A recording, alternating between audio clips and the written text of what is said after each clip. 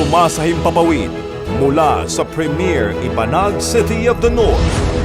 Para sa Diyos at sa Pilipinas nating mahal, ito ang DZYT 765 SMNI Radio Tuguegarao.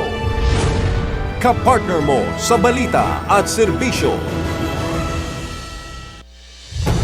Mga balita, impormasyon, serbisyo at inspirasyon dito lang sa DZYT 765 SMNR Radio Tuguegarao. SMNR Radio News Blast.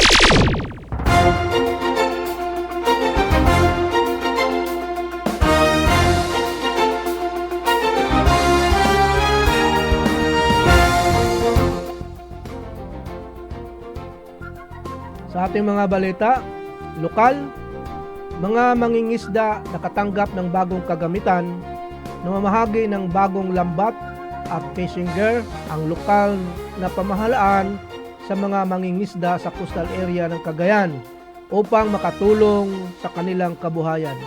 Umaasa ang mga benepisyaryo na mas lalaki ang kanilang huli sa mga susunod na buwan.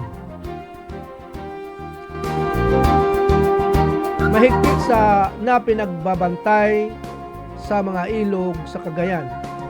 Nagpatupad na mas mahigpit na monitoring ang mga awtoridad sa mga pangunahing ilog sa Cagayan dahil sa pagbago-bago panahon.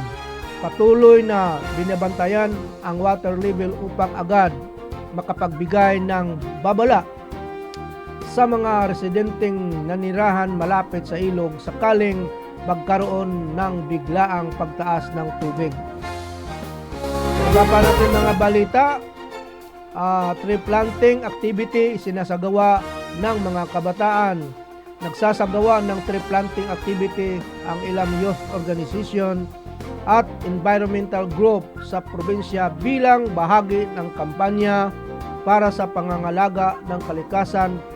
Daang puno o daang punla ng puno ang itinanim sa mga piling lugar na malapit sa watershed area. Iba pa natin mga balita, mahigpit na anti-smoking campaign pinaigting.